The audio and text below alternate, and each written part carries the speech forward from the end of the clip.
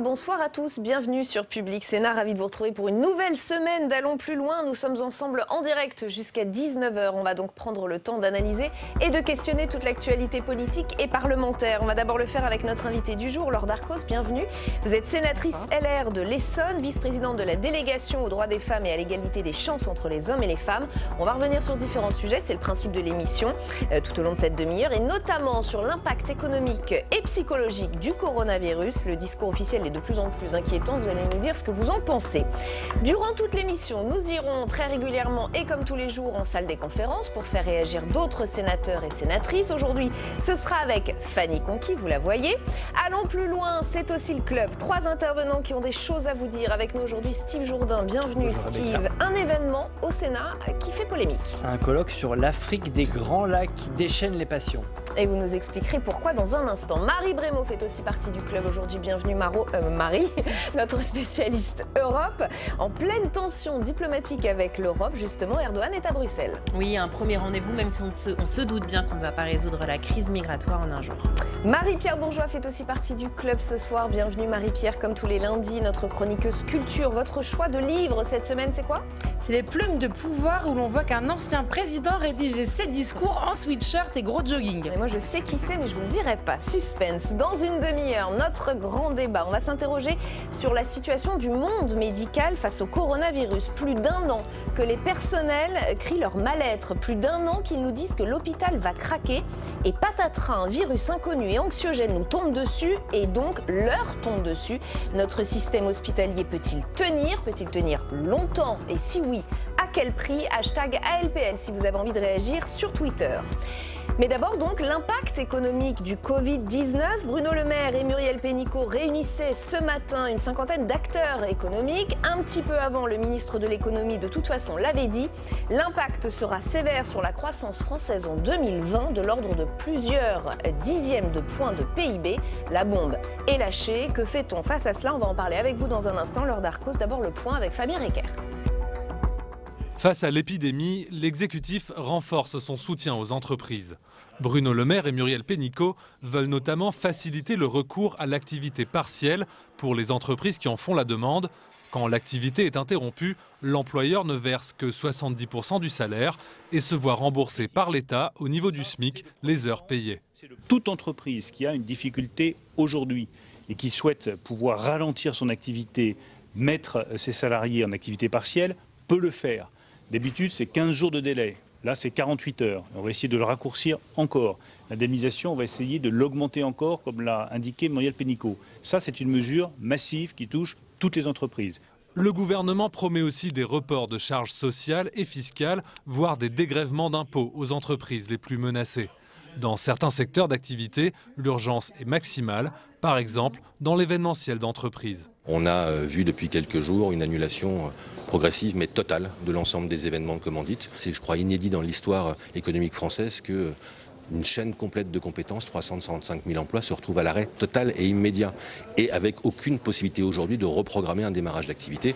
Même constat alarmiste du côté des transporteurs, durement touchés par les mesures de quarantaine en Chine. Je pense à des PME dans l'aérien, dans le fret aérien qui font quasiment exclusivement du flux Europe-Chine ou qui vont être spécialisés sur certains flux qui sont à des arrêts totaux d'activité. Il va falloir, avec l'avancée de l'épidémie, que les mesures avancent aussi parce qu'on va être dans des situations très compliquées pour beaucoup de TPE, PME. Bruno Le Maire en appelle également à la Banque centrale européenne, lui demandant de soutenir la trésorerie des PME par l'intermédiaire des banques. Et allons plus loin donc avec vous, Laure Darcos, sénatrice LR de l'Essonne. Au-delà de la gestion sanitaire dont on parle évidemment tous les jours, très souvent sur Public Sénat, il y a effectivement cette gestion économique qui est aussi cruciale. Est-ce que pour le moment, tout ce que débloque, tout ce que propose le gouvernement vous semble à la hauteur de la situation ? Je trouve que déjà la conférence de presse de ce matin va bien sûr dans le bon sens. Ouais. Et je ne doute pas que les ministres concernés soient sur le qui-vive. Je vois par exemple, on parlait des entreprises qui gèrent l'événementiel. Moi, je suis, comme chaque année, au Salon du Livre. Je dois dire que ça a été un véritable choc de voir ce salon être annulé au dernier moment. C'est des millions d'euros en jeu, et puis même un coup de projecteur sur le monde du livre une fois par an, comme c'est le cas pour l'agriculture, qui eux ont réussi à aller quasiment jusqu'à l'avant-dernier jour. Mais comme vient de communiquer la Confédération des PME, je trouve surtout qu'on devrait aller plus loin. La deuxième grosse réunion que devrait faire Bruno Le Maire, c'est bien sûr de pouvoir réunir les assureurs, les bailleurs, les services bancaires, parce que au fond, le problème, c'est est-ce qu'on ne pourrait pas, catégoriser carrément, reconnaître l'état de catastrophe sanitaire pour des entreprises. Je vous donne l'exemple du tourisme. Je l'ai vécu moi-même. Des agences de voyage, actuellement, quand vous annulez parce que vous ne savez pas si le pays dans lequel vous allez aller va pas être mis en quarantaine pendant que vous y êtes, rien n'est remboursable, hein, parce que ni les épidémies ni les attentats ne font partie en fait des assurances d'une agence de voyage en fait quand vous vous voulez dire que c'est dissuasif pour le client, c'est-à-dire que... c'est dissuasif, mais surtout je comprends moi qu'un pan complet de l'économie comme le tourisme, mais je vous parle même de l'événementiel, etc., pourrait sombrer si on leur demandait de rembourser à leurs clients l'ensemble des frais engagés. Et en même temps, je peux comprendre aussi que les clients eux-mêmes vont être assez surpris, comme nous l'avons été, je dois dire, avec mon mari, de ne pas être remboursés, et que surtout que les assurances que nous prenons ne soient pas en fait incluses dans ce cas-là. Épidémie et attentats, je ne le savais pas, ne font pas partie en fait des critères de remboursement. Est-ce qu'il faut en appeler à l'Europe comme le fait Bruno Le Maire qui espère... J'allais dire à l'Europe, et moi ça m'a donné quand même une conscience autre qui est que dans ce monde, cette économie mondialisée, est-ce qu'en même temps, ça n'est pas aussi le moment de rappeler que on peut peut-être essayer de redévelopper, en fait, réindustrialiser certains secteurs dans notre pays, relocaliser pour pouvoir faire face, en fait, peut-être à ce genre de problème. Je ne suis pas sûre que ça révolutionne complètement le sujet, mais remettre en question, en fait, peut-être, en tout cas, c'est une prise de conscience, je pense, générale, de se dire qu'on est dans une économie tellement mondialisée qu'en effet, un virus pourrait bloquer l'économie mondiale. Et je pense qu'on en a vraiment là une preuve tangible et un peu effrayante. On va continuer notre discussion, Laure Darcos, si vous le voulez bien. C'est l'heure du club d'Allons plus loin.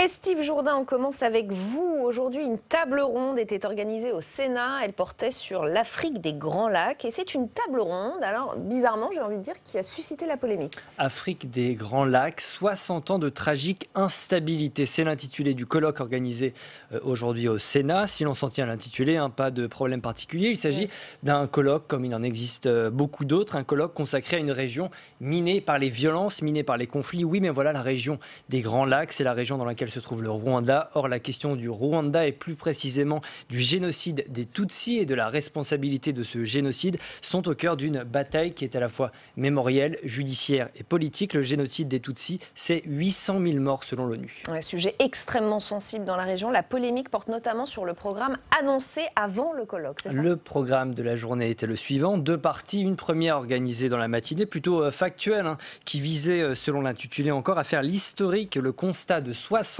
ans de massacre.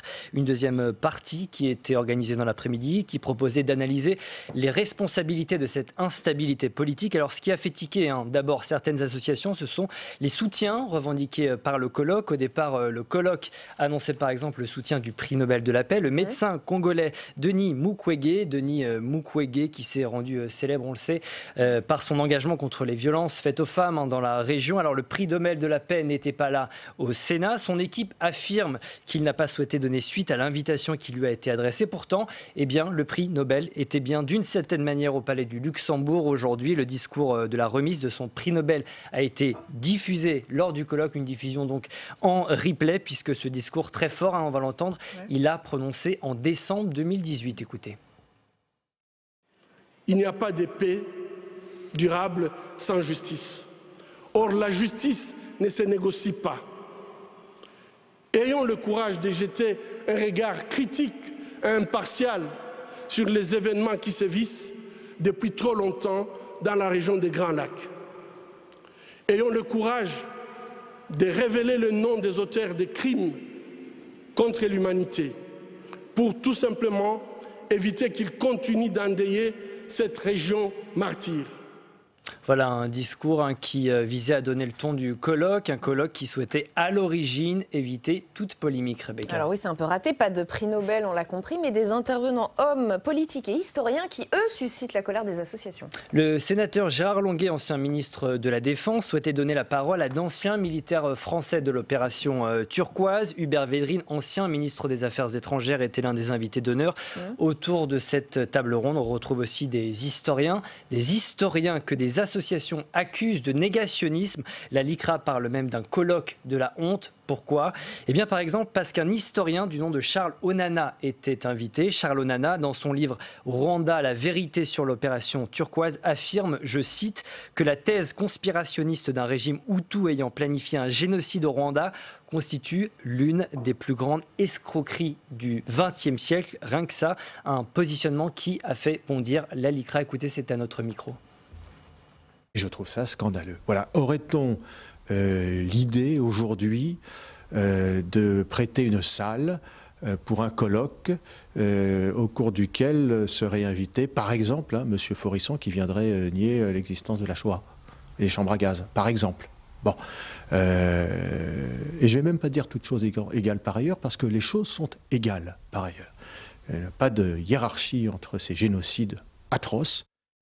Voilà, et du côté des participants, on défend la neutralité du colloque, on met en avant la volonté de savoir, la volonté de dépassionner un peu les débats. Le sénateur LREM Alain Richard, ancien ministre de la Défense, s'est félicité de la bonne tenue des discussions. Écoutez.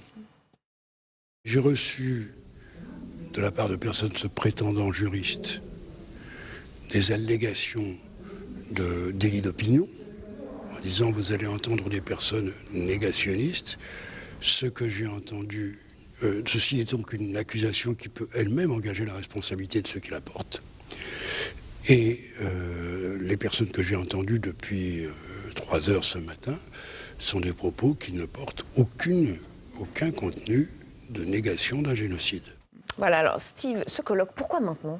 La question du génocide des Tutsis et notamment du rôle de la France dans les événements est toujours une question brûlante. On s'en souvient, Emmanuel Macron avait annoncé l'année dernière la création d'une commission d'enquête. Cette commission d'enquête est chargée d'explorer toutes les archives françaises au Rwanda datant de la période entre 90 et 94. Plusieurs questions en sont posées à cette commission.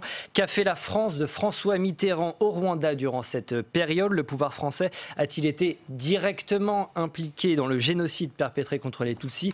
La commission, elle est composée de 15 membres. Elle est présidée par l'historien Vincent Duclerc. Elle rendra ses conclusions en avril de l'année prochaine. Aucun doute que ces conclusions vont à leur tour, Rebecca, susciter beaucoup de passion. Le colloque de la discorde au Sénat, Laure Darcos.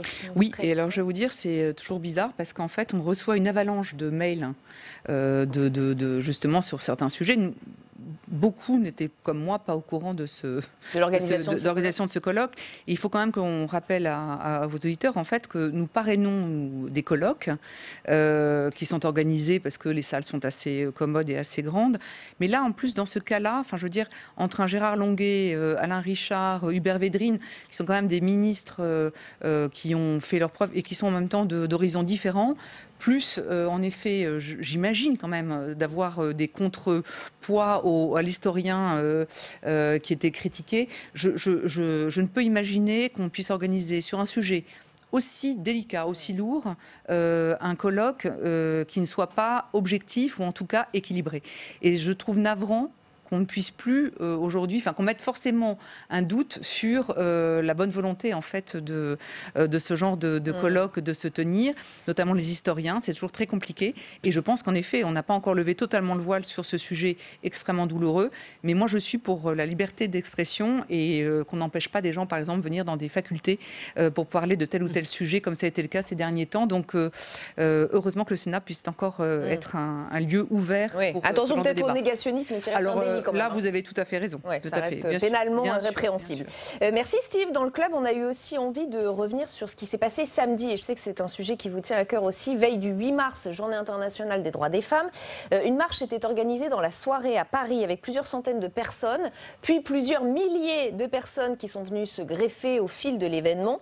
Tout se déroulait dans le calme au départ et c'est à la fin que les choses ont dégénéré. Regardez. Alors les manifestants auraient refusé de se disperser au moment où on leur a demandé.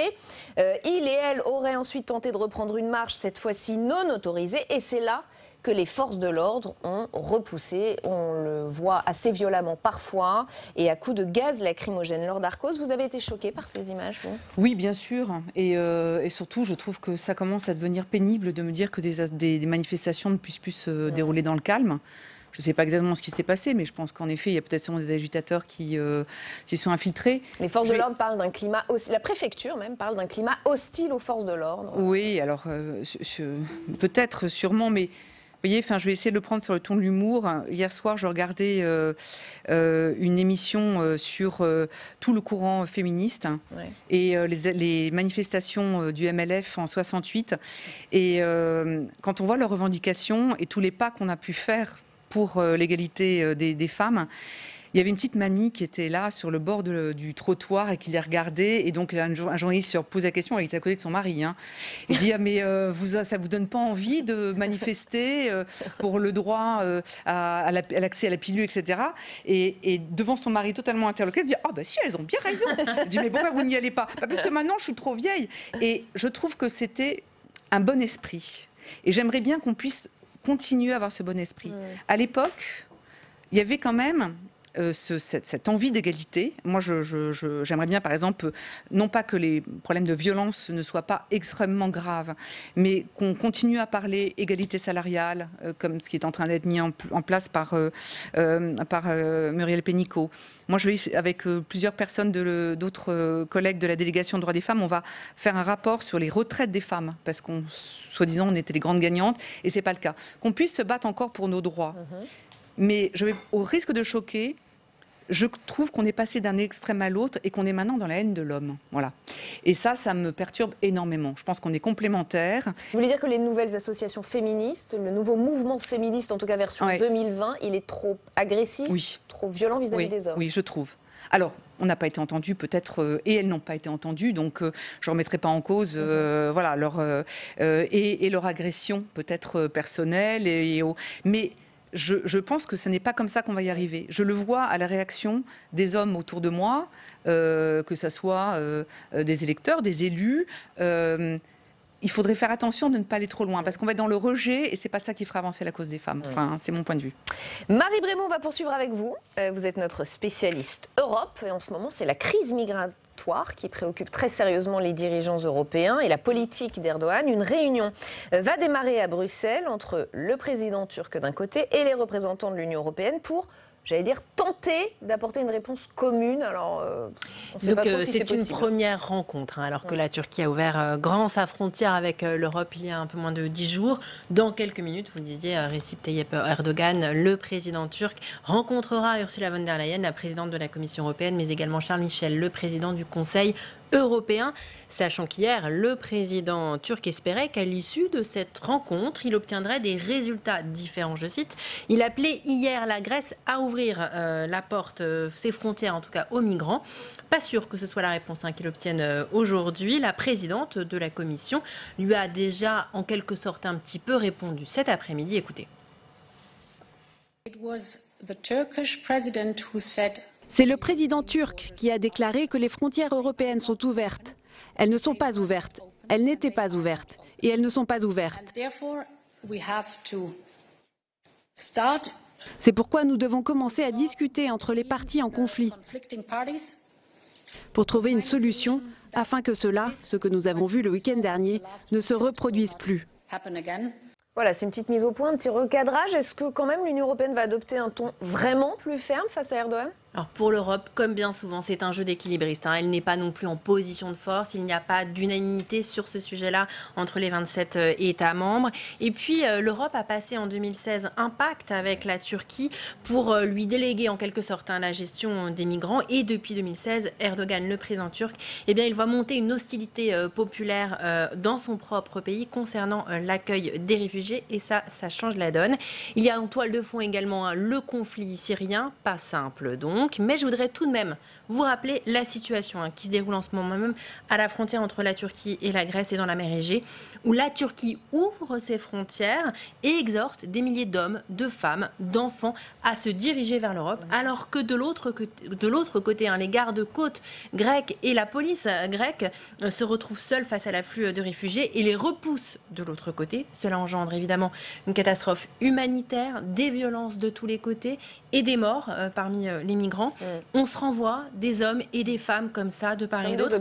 Est-ce que c'est à la hauteur de l'Union européenne, Laure Darcos, des valeurs qu'elle souhaite porter? Bien sûr que non. Bien sûr que non. Et je trouve que c'est, à mon avis, vraiment une des atrocités de ces dernières années. Qu'on ne pourra pas régler sans en effet un accord, je pense, global. Mais ce qui me choque... avec Erdogan, vous voulez dire? Alors justement, en tout cas déjà les Européens entre eux. Erdogan, vous l'avez très bien dit, il y a bien évidemment en toile de fond la montée un peu du nationalisme qui suscite un peu chez les Turcs, parce qu'il a perdu quand même des grandes villes dernièrement, aux dernières élections. Je trouve qu'il devrait également clarifier sa position par rapport à ce qui se passe à la frontière, du côté de la Syrie. On sait qu'il soutient... Mais il cherche l'appui des Européens. Bien sûr, mais qu'il soutient quand même des troupes djihadistes. Donc voilà, il ne faut quand même pas oublier ça. Moi, je regrette vraiment, et là, c'est vu de manière vraiment crûment, qu'on n'ait pas réussi à retrouver un véritable arc avec la Russie.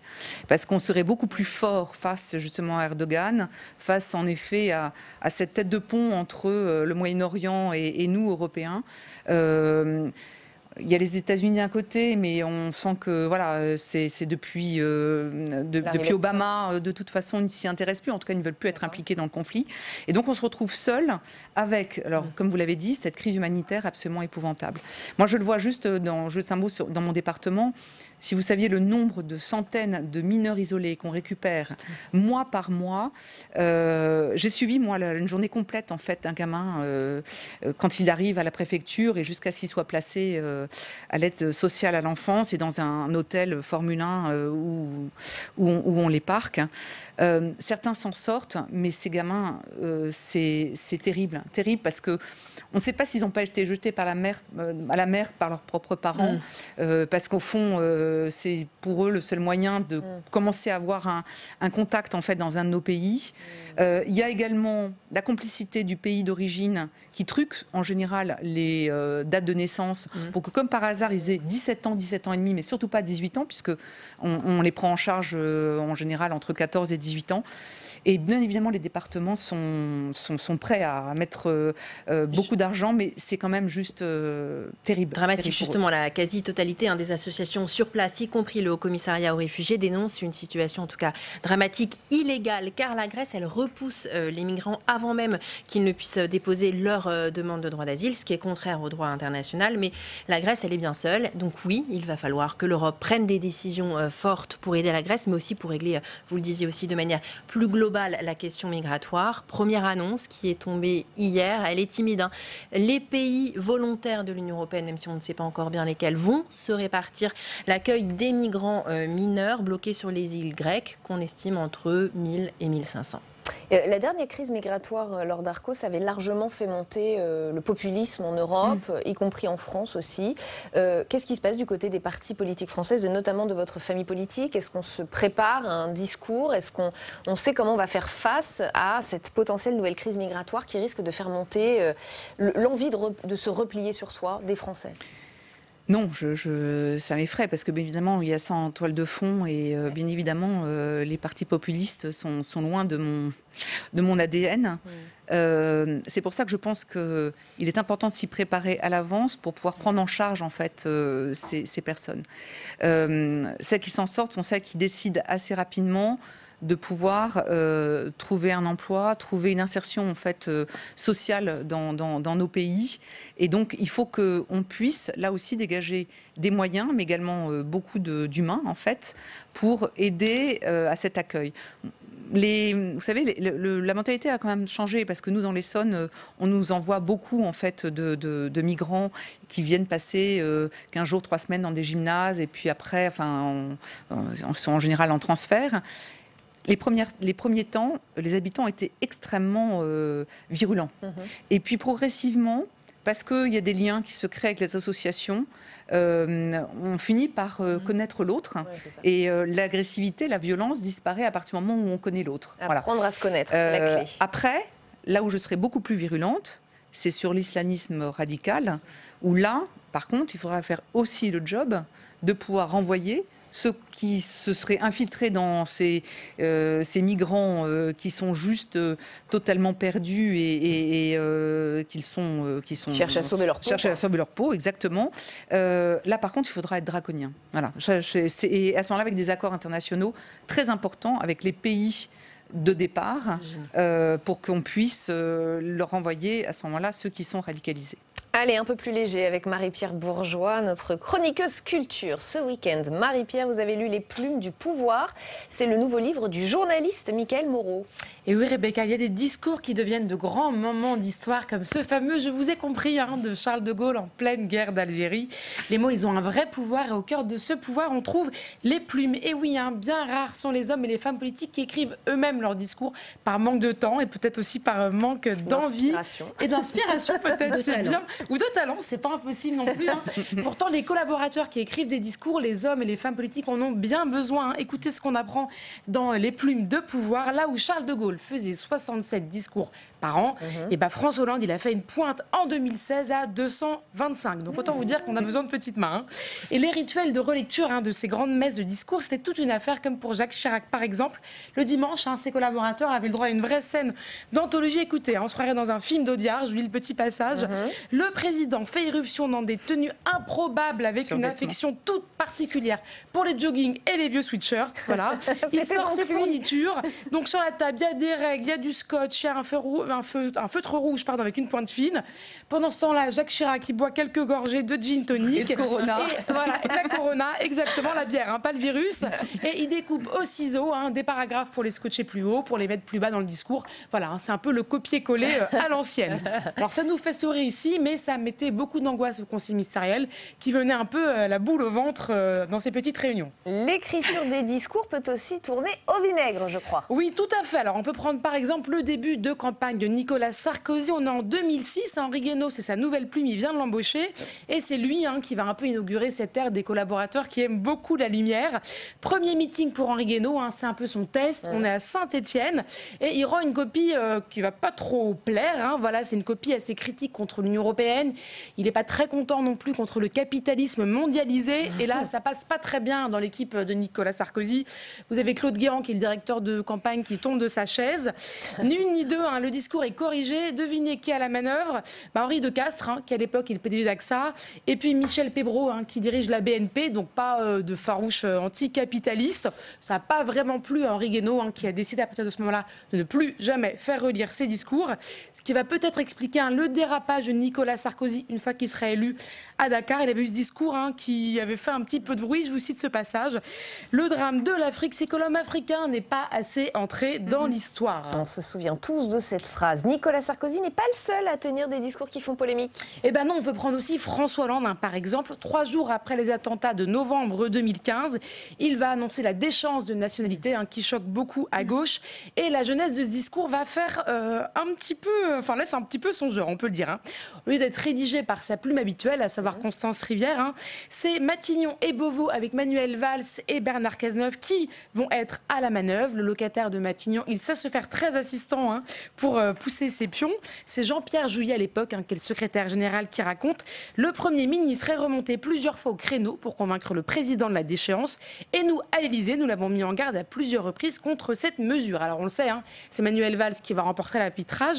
Mais quelques semaines plus tard, quand la mesure va être abandonné faute de consensus à gauche. C'est la plume Constance Rivière qui revient à la manœuvre et qui va rédiger les petits éléments de langage pour François Hollande. Alors, il y a les discours qui clivent et puis il y a ceux auxquels on ne comprend rien, Marie-Pierre. Eh bien oui, alors il y a ceux d'Emmanuel Macron, par exemple.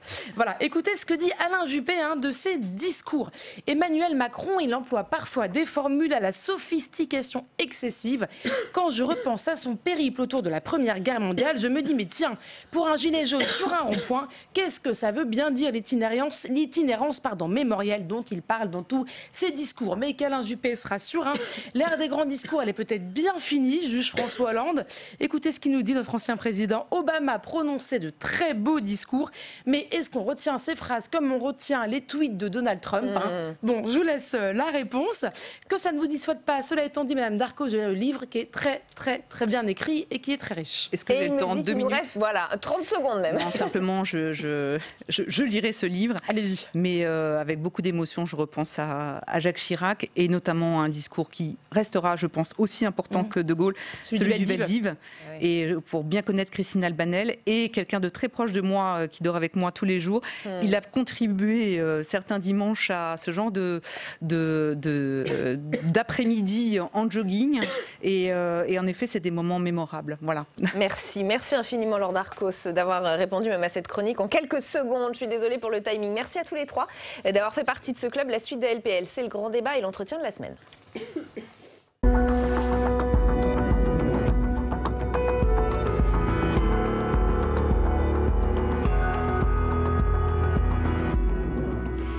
Et bienvenue si vous nous rejoignez sur Public Sénat. Allons plus loin encore ce soir, nous sommes ensemble pendant 1 heure. Voici le programme, c'est parti.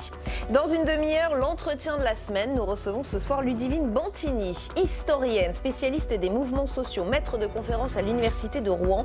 On reviendra avec elle sur la baisse continue des taux de participation aux élections. Les municipales sont dans 6 jours et seuls 41% des personnes interrogées sont tout à fait certaines d'aller voter. C'est peu.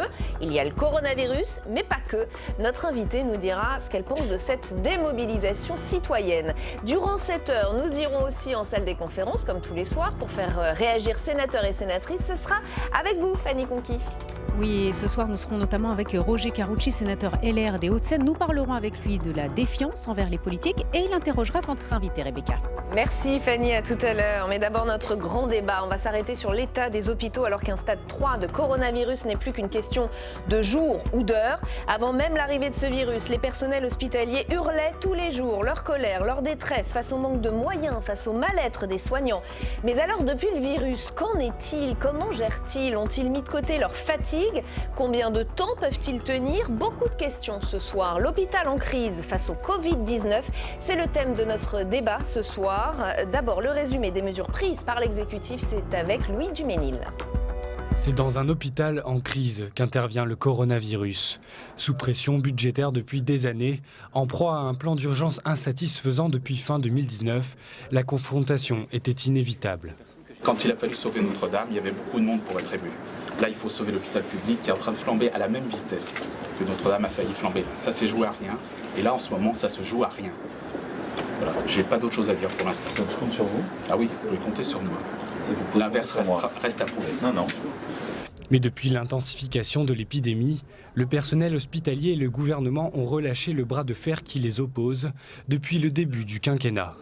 Un temps mort et une aubaine pour le gouvernement, celle de recoller les morceaux en temps de crise en allouant les moyens nécessaires à la lutte face au virus. 70 établissements de santé sont mobilisés en plus des 38 CHU. 150 millions de masques ont été réquisitionnés. Les dépistages ainsi que la formation ont été renforcés, mais pas seulement. Qu'il y avait sur l'exercice budgétaire, le budget 2019 des hôpitaux français, publics et privés d'ailleurs, de l'argent qui n'avait pas été dépensé, de l'argent important, 260 millions d'euros, ce qu'on appelle une mise en réserve. Eh bien, je peux vous annoncer ce matin que ces 260 millions d'euros, je les libère pour l'ensemble des hôpitaux. Vous les débloquez? Je les débloque. Dimanche, Olivier Véran annonçait également la levée du plafond sur le nombre d'heures supplémentaires à l'hôpital. Pour autant, rien ne dit que la colère s'apaise. Le malaise au sein de l'hôpital public semble plutôt contenu. La dernière grève des soignants date du 14 février, un peu moins d'1 an depuis le début de la grève des urgences. Avec nous pour le grand débat d'ALPL ce soir, Antoine Perrin, bienvenue, directeur général de la Fédération des établissements hospitaliers et d'aide à la personne, ancien chirurgien ORL. Vous avez notamment été envoyé à La Réunion en 2005 pour le chikungunya et en Guinée en 2014 pour Ebola. Jean-Pierre Thierry, bienvenue. Vous êtes médecin spécialisé en santé publique, conseiller médical de France Assos Santé et membre de la commission de la transparence de la Haute Autorité de Santé. Gérald Kierzek, bienvenue à vous également, médecin urgentiste à l'Hôtel-Dieu. Vous êtes également chroniqueur médical pour différents médias, dont LCI. Thierry Amouroux, bienvenue. Vous êtes infirmier à l'APHP, porte-parole du Syndicat national des professionnels infirmiers et président de la CFE-CGC de l'APHP Hôpitaux de Paris. Merci beaucoup à tous les quatre d'être ici. Faciliter la téléconsultation, déplafonner les heures supplémentaires des personnels hospitaliers. Est-ce que ce sont de bonnes mesures prises par le gouvernement, Gérald Kierzek ?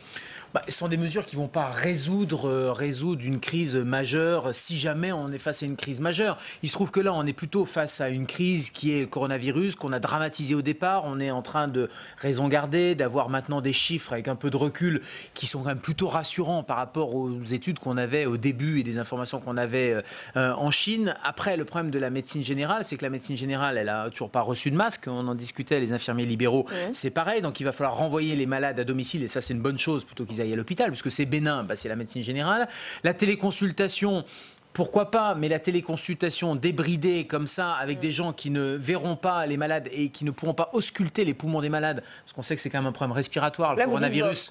Ça va pas remplacer le médecin, et le déplafonnement des heures supplémentaires, ça va être une mesure. Les heures supplémentaires, c'est 15 heures par mois qui sont plafonnées pour les personnels, notamment dans les hôpitaux publics. Donc là, ça va permettre de libérer un peu. Après, ça va pas créer les postes ou ça va pas remplir les postes non plus. Donc tant qu'on est sur une situation comme actuellement, et sous réserve qu'on ne tombe pas dans la panique non plus, parce que là on est plus saturé et donc surchargé par la panique psychologique que par la réalité des malades qu'il faut prendre en charge. Thierry Amouroux, on entend dire depuis plus d'1 an que l'hôpital va très mal, que les soignants vont très mal, que ça met parfois en danger les patients. On se demande sincèrement comment, face à un tel virus, l'hôpital va pouvoir faire. Est-ce qu'il y a des raisons d'être inquiet ou est-ce que l'hôpital va savoir faire, va pouvoir faire, l'hôpital français ?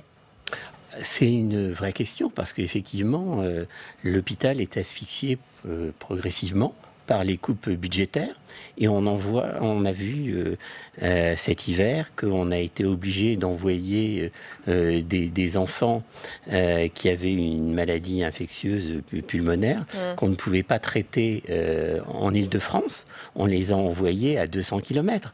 Et la même chose... Mais là, ce Covid-19, il change la donne. C'est-à-dire que du coup, la colère est partie. Pour l'instant, les soignants se concentrent sur le Covid-19 et se disent on verra nos revendications plus tard. Quel est l'état d'esprit ? Ah non, c'est toujours la colère par rapport à l'attitude du gouvernement qui est totalement irresponsable. Enfin, on a besoin pour traiter des cas de maladies infectieuses graves comme le coronavirus de masques FFP2. Il n'y en a pas. Il n'y en a pas assez. Il n'y en a pas dans le libéral. À l'hôpital, on a pour les stocks habituels dans les services de maladies infectieuses ou en pneumologie pour la tuberculose, mais on n'a pas les quantités pour faire face à une épidémie. Et on découvre que les commandes de masques stratégiques ont été stoppées par les gouvernements, donc on n'a plus de masques pour faire face. Ce qui veut dire que si l'épidémie se développe et que l'on est confronté à des gens qui nécessitent une hospitalisation, si ça déborde des services de médecine infectieuse pour aller dans d'autres services... Là, ça n'ira plus du tout. On n'aura pas les masques suffisants pour se protéger, donc les soignants vont être contaminés, donc vont être contaminants pour les autres patients du service. Oui, moi, si j'entends les autorités, on nous dit que le stade 3 est inévitable, c'est-à-dire qu'on y va tout droit de toute façon à cette épidémie généralisée et à cet état d'urgence sanitaire. Antoine Perrin, quand vous entendez que finalement les équipements ne sont pas là, que les soignants risquent d'être infectés et donc de ne plus être à la hauteur des soins qu'on attend d'eux. Alors, je n'aurais pas un propos pessimiste, pas non plus optimiste, puisque la situation est difficile. La crise est en train de monter. Bien malin qui peut dire jusqu'où elle va monter et à partir de quand elle va descendre. Donc c'est l'inconnu. Donc c'est l'inconnu, et dans une crise sanitaire, surtout avec un nouveau virus, c'est en général ce qui se passe. Maintenant, on a quand même un très bon système de santé, un des meilleurs au monde. Et je pense que notre système de santé est capable de réagir de façon anormale et inhabituelle. Et quand je dis inhabituelle, ça peut être de façon totalement atypique. Et avec des innovations dans les manières de traiter, des innovations dans les manières de s'organiser, entre secteurs, il peut y avoir des liens qui, du coup, se facilitent ou s'accélèrent même entre différents secteurs qui n'interviennaient pas. Le secteur privé solidaire que je représente est capable, de son côté, de participer très activement à cette crise. Et il peut y avoir aussi la société civile elle-même, qui est capable de ressorts, qui est capable d'engagement. Donc engagement vous avez plutôt individuel. confiance. Je reste raisonnablement confiant, mais je pense que je ne céderai pas au pessimisme. Jean-Pierre Thierry, de quel côté vous penchez? D'un pessimisme, d'une forme d'alarmisme sur la situation des hôpitaux face à ce Covid-19, ou vous dites, après tout, on a un très bon système? Alors d'abord, moi, je suis conseiller médical d'une union qui rassemble 85 associations, dans lesquelles on trouve des associations de patients, de retraités, des associations familiales et des consommateurs. Donc a priori, à travers France Asso Santé, on a la population la plus concernée par les effets les plus importants qu'on peut attendre de cette épidémie de coronavirus. Alors maintenant, en fin de compte, on sait beaucoup de choses. Il reste des incertitudes, mais ce qu'on sait, c'est qu'on va rentrer dans une situation exceptionnelle qui va extrêmement stresser le système hospitalier français, public et privé. Donc si on observe l'Italie qui a été touchée avant nous... On y viendra. On y viendra. Le stresser jusqu'à le faire exploser, jusqu'à le faire craquer? J'espère que non. Je ne pense pas, parce que dans des conditions exceptionnelles, ça a été dit par M. Perrin, il peut y avoir des réactions exceptionnelles. Ça sera vrai aussi au niveau économique, par exemple. Donc on rentre dans quelques mois ou 3 mois de situation exceptionnelle. Maintenant, les enjeux, c'est de retarder et de lisser autant de faire que se peut l'impact sur le système hospitalier qui va être créé par les besoins d'hospitalisation des gens qui feront les formes graves du Covid-19. Ils ne sont pas nombreux en pourcentage, ils seront très nombreux en nombre, en réalité. Et donc, les mesures qui sont prises, relayées par l'OMS, prises en Italie, prises demain dans d'autres pays, puisqu'elles seront prises en Autriche, sans doute dans des régions allemandes, elles sont préparées en Angleterre, sont faites pour étaler le pic et la charge qui sera appliquée au système hospitalier français. Alors, l'exécutif fait-il ce qu'il faut pour aider l'hôpital à gérer cette crise? Globalement, on remarque que les responsables politiques ne veulent pas polémiquer sur cette question, mais certains font aussi des propositions pour que les autorités aillent plus loin. C'est le cas de David Cormand, le député Europe Écologie Les Verts, qui était invité de Bonjour chez vous ce matin. Je voudrais qu'on l'écoute et je vous fais réagir ensuite. Un service public hospitalier solide, où on donne des moyens à celles et ceux qui ont la charge de nous soigner, c'est important. Or, ce n'est pas ce qu'a fait le gouvernement ces dernières années. Donc, c'est peut-être l'occasion pour lui, pour nous tous et nous toutes, de constater ça. Deuxièmement, peut-être il y aurait des idées ponctuelles. Par exemple, vous savez, les jours de carence. Aujourd'hui, quand on est malade, le premier jour de carence dans le public, c'est 3 jours dans le privé, on n'est pas payé. Et là, dans une situation d'urgence comme celle-ci, peut-être il faudrait suspendre et supprimer les jours de carence. Gérald Kierzek. Ça, c'est déjà le cas. Je pense notamment aux parents qui ont des enfants coincés à la maison. Il n'y a pas de jour de carence. Donc, c'est déjà le cas. Sur le meilleur système au monde qu'est l'hôpital, ou sur le manque de moyens qui vient d'être donné par le député ou dit par mon collègue infirmier, ce qu'on dénonce depuis des années, on est face à ça. C'est-à-dire qu'on est face à la paupérisation d'un système de santé équivalent au système italien. On dit que le système italien n'est pas un bon système, etc. C'est pareil. Je regardais les chiffres de soins intensifs. Il y a environ 6000 lits de soins intensifs, des lits de réanimation dont on va avoir besoin pour les formes les plus graves et qu'on n'a déjà pas en période normale puisqu'on est à flux tendu en permanence. Ces 6000 lits, on a la même chose en France. On a 6000 lits en France aussi. Et on sait qu'on est en permanence, le vase est plein. Et donc le corona, c'est la goutte d'eau qui risque de faire déborder le vase. Je ne suis pas inquiet sur le coronavirus en lui-même. Encore une fois, c'est un virus, on commence à avoir le recul, la mortalité, elle est largement inférieure à 1%. C'est la gestion hospitalière française. C'est justement ça notre question. Mais même s'il y a moins de 1% de mortalité, comme le disait monsieur, on chiffre ça, en pourcentage pourcentage, ça fait pas grand-chose, mais en nombre, ça peut faire un certain nombre de patients qu'il va falloir hospitaliser. Alors, on va pouvoir s'adapter. Moi, j'ai vécu la canicule de 2003, on déprogrammait les interventions de chirurgie ophtalmologique, on réquisitionnait les services, on hydratait les gens. Là, on va pouvoir gérer les choses. Je suis dans un hôpital, l'Hôtel-Dieu, qui est insulaire au cœur de Paris, qu'on peut réarmer aussi. Donc, on fera preuve de dévouement comme le font les professionnels publics, privés, etc. Le problème, c'est que les respirateurs, les services de réanimation, c'est pas en claquant des doigts. C'est pas en claquant des doigts que vous allez les sortir de votre chapeau. C'est-à-dire qu'à un moment donné, on a paupérisé le système. D'ailleurs, ça fait des mois que les services d'urgence sont en grève. Ils stoppent la grève. Le discours est quand même moins optimiste, moins positif qu'en début d'émission. Donc, il est là, positif parce que matériellement, on va être limité. heureusement, ce n'est que le coronavirus. Mais malheureusement, sur ce coronavirus, on risque d'avoir un certain nombre de patients où, si on a besoin de soins très techniques de réanimation, on risque d'être coincé, comme on est coincé chaque hiver avec les bronchiolites, comme on est coincé chaque été avec les canicules ou chaque hiver avec la grippe. Je vous rappelle que la grippe, c'est 10 000 morts par an. Et sur ces 10 000 morts par an, il y en a un certain nombre qu'on pourrait sauver. Sauf que il reste sur des brancards. C'est pas nouveau, on ne le découvre pas. C'est ce qu'on dénonce à chaque fois. Quand le président de la République va à la Pitié-Salpêtrière la semaine dernière et rencontre un médecin, notamment François Salachasse, qui est neurologue, et qui lui dit Monsieur le Président, ça va pas, quoi. Il faut nous aider, il faut qu'on puisse compter sur vous. Vous pourrez compter sur nous, mais nous, on a besoin de moyens, etc. Et que le président de la République balaye d'un revers de main de Naples quelques heures après en disant il est neurologue, ça n'a rien à voir avec la crise de l'hôpital. Pardon, on le voit bien en Italie, ou on le voit bien potentiellement en France. C'est la crise de l'hôpital qui va être un problème si jamais il y a un stress test. On parle de stress test. Ouais. Le président du Conseil national d'éthique, du comité consultatif d'éthique, Jean-François Delfrécy, parle de crash test. Donc on va au-delà. Et c'est pour ça que je parlais d'un hôpital qui va craquer. Qu'est-ce que vous entendez, Antoine Perrin, vous qui aviez un discours plus positif en ce début d'émission, quand vous entendez cela ? Je l'entends, mais je garde un optimisme raisonnable. Ouais. Dans le sens que, oui, notre système de santé, je n'ai pas dit qu'il était le meilleur, il est bon, et il est capable de réagir. Et effectivement, on a besoin de respirateurs. Eh bien, certaines interventions programmées nécessitent des respirateurs. À partir du moment où on n'est pas dans l'urgence, on est dans une situation qui est de crise.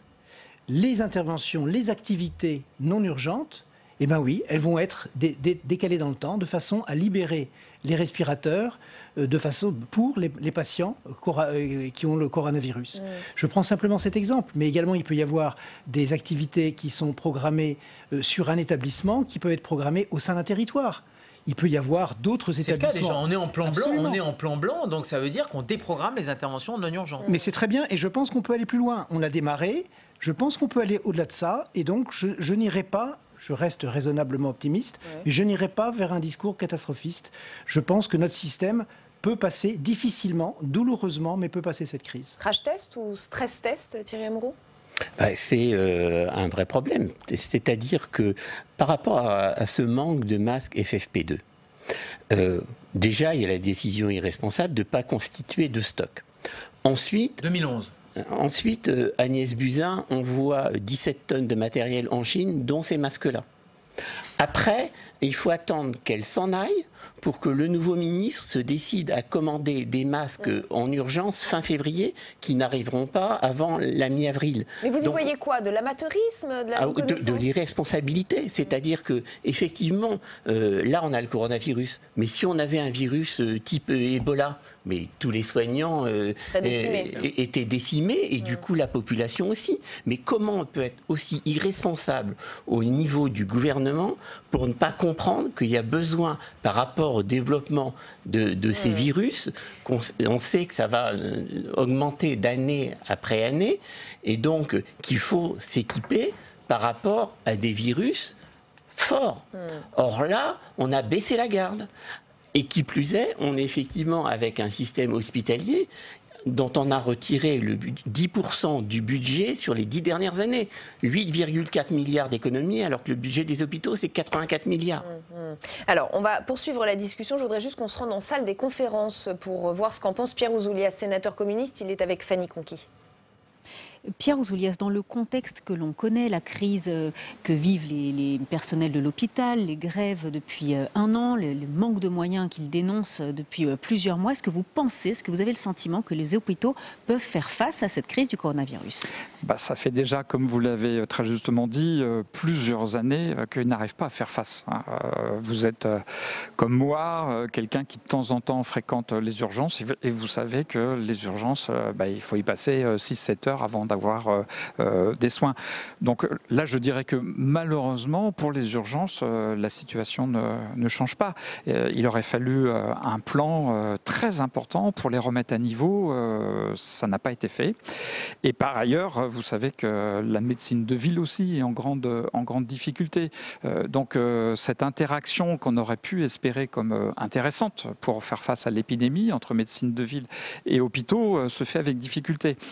Par ailleurs, moi j'ai discuté avec les médecins de ville, là où je suis, et ce qui se plaignent aujourd'hui, c'est le manque de moyens.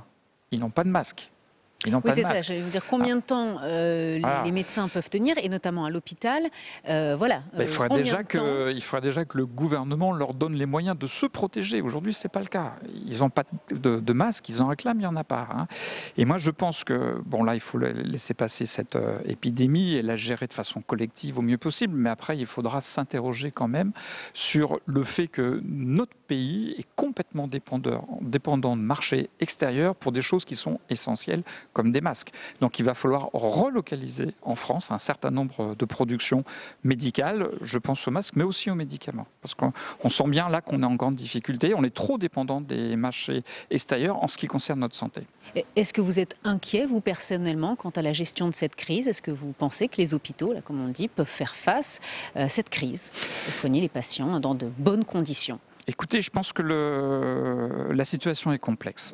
Et moi, je pense que le gouvernement, en effet, il a eu une difficulté pour essayer de trouver la bonne mesure pour éviter de paniquer la population, d'une part, mais aussi pour éviter de ne pas prendre des mesures qui s'imposeraient. Donc l'équilibre entre les deux est très difficile. Je pense que la communication gouvernementale doit changer et il faut absolument que le gouvernement demande aux Français et aux Françaises de prendre des précautions individuelles, c'est-à-dire que quand les gens se sentent pas très bien, de ne pas aller travailler. Parce qu'aujourd'hui, la meilleure façon pour éviter de répandre le virus, c'est de rester chez soi. Voilà, je crois que c'est le plus fort. Moi, je regrette que, par exemple, je fais un petit peu de politique là, mais que ici au Sénat, la majorité de droite ait voté le retour aux 3 jours de carence pour les fonctionnaires. Je pense que c'est important, notamment pour les fonctionnaires qui restent chez eux et qui ne soient pas pénalisés parce qu'ils protègent les autres en restant chez eux. Merci Pierre Ouzoulias d'avoir répondu à mes questions. Merci beaucoup Fanny. Et puisque Pierre Ouzoulias parlait des médecins, je voudrais qu'on reste quelques minutes sur ces médecins. Les autorités comptent aussi beaucoup sur les généralistes. Ils se préparent, ces généralistes. Regardez ce que nous dit Claude Lécher, médecin généraliste et président de la Fédération des communautés territoriales de santé. Il nous dit « Tous les cas confirmés vont devoir rester à domicile. On ne veut pas qu'ils viennent dans les cabinets pour éviter d'étendre l'épidémie.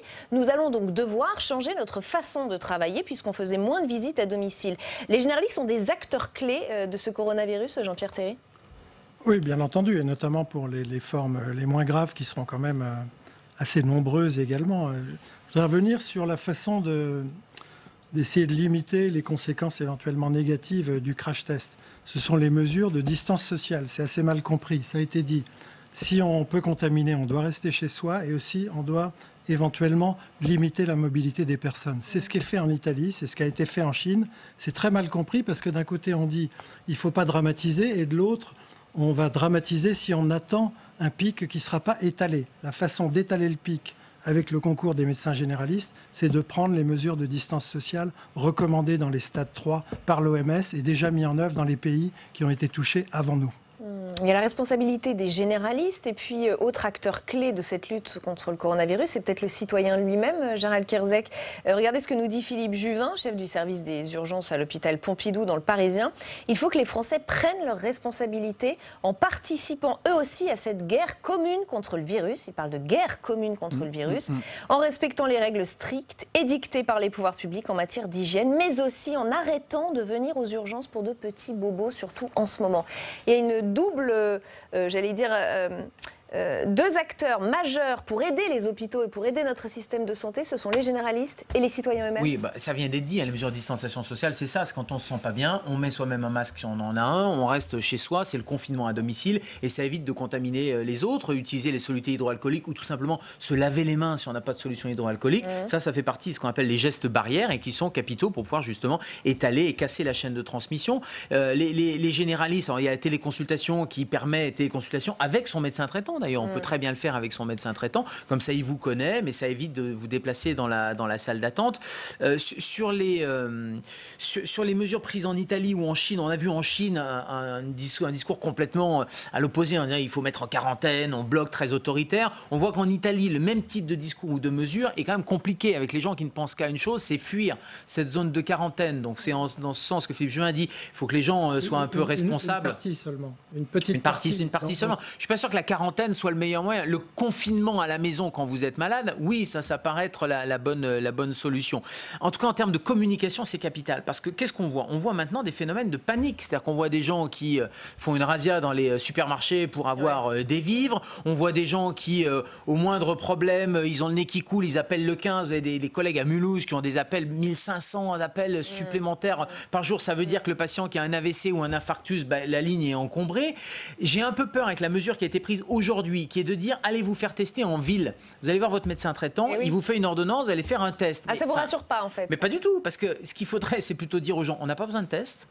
Vous surveillez vos symptômes. Si tout va bien, vous avez juste le nez qui coule, un peu de fièvre, restez à la maison, mettez un masque. On s'en fout qu'il y ait le coronavirus ou pas. C'est pas le problème. On est à un stade où ce n'est plus le problème. En revanche, on a plus de 65 ans. Non.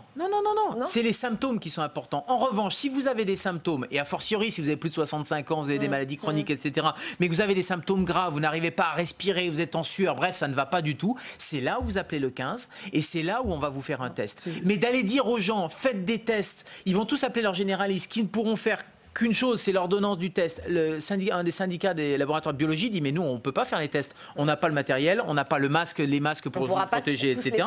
Et puis surtout, une fois que vous aurez fait les tests dans le laboratoire de ville, ça va partir au laboratoire central ou un peu plus spécialisé, ça risque d'emboliser ce laboratoire, donc il y aura des délais considérables. Et puis surtout, qu'est-ce qu'on en fait du résultat? Qu'est-ce qu'on en fait du résultat du test positif? Pas grand-chose, si ce n'est les mêmes conseils. Restez chez vous, mettez un masque et si ça ne va pas, appelez le 15. Jean-Pierre Thierry, vous n'avez pas l'air d'accord. Non, je suis...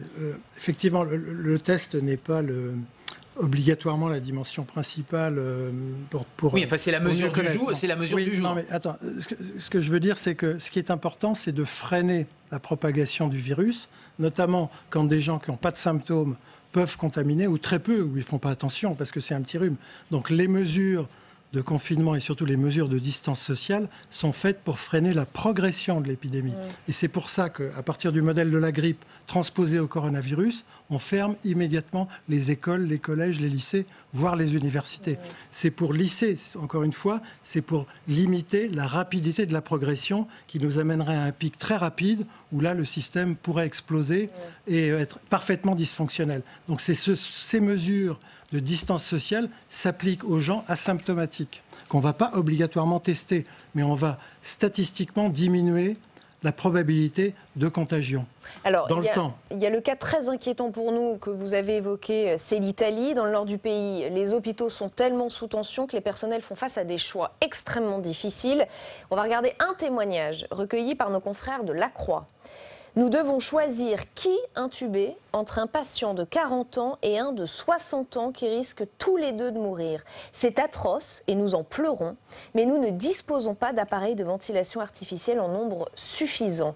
Face à l'urgence de la situation, un décret du gouvernement qui vient d'être publié prévoit la possibilité de recruter des médecins à la retraite. Vous me direz dans un instant si ça vous semble pertinent, y compris en France. Tout cela... En plus du confinement de 15 millions d'Italiens, l'Organisation mondiale de la santé a salué un véritable sacrifice de l'Italie. Je voudrais qu'on écoute encore les mesures annoncées hier par le Premier ministre italien. Il y aura des restrictions pour éviter tout mouvement, des restrictions pour tous les individus qui entrent et sortent du territoire. Même à l'intérieur du territoire. Les déplacements ne seront autorisés que pour des besoins professionnels prouvés, des urgences, des déplacements pour des raisons de santé. Antoine Perrin, est-ce que le cas italien fait peur? Est-ce qu'on peut se dire que ça risque d'être la même situation en France très bientôt, avec des choix terribles pour les personnels soignants, de devoir choisir entre le plus jeune, le plus âgé, ou celui qui est un peu moins sur le point de mourir que l'autre? Bon, bien sûr, le cas italien fait peur, mais ce n'est pas forcément pour ça qu'il va se produire chez nous. D'abord parce on a des systèmes comparables, non? On a des systèmes comparables. Je pense que le nôtre est un peu supérieur au système italien, et c'est pas, la marge n'est pas énorme. Mais d'abord, on peut tirer les leçons de ce qui se passe en Italie. C'est très court, mais ils avaient sur la crise un peu d'avance. Et puis encore une fois, je crois beaucoup à la capacité de la société à innover.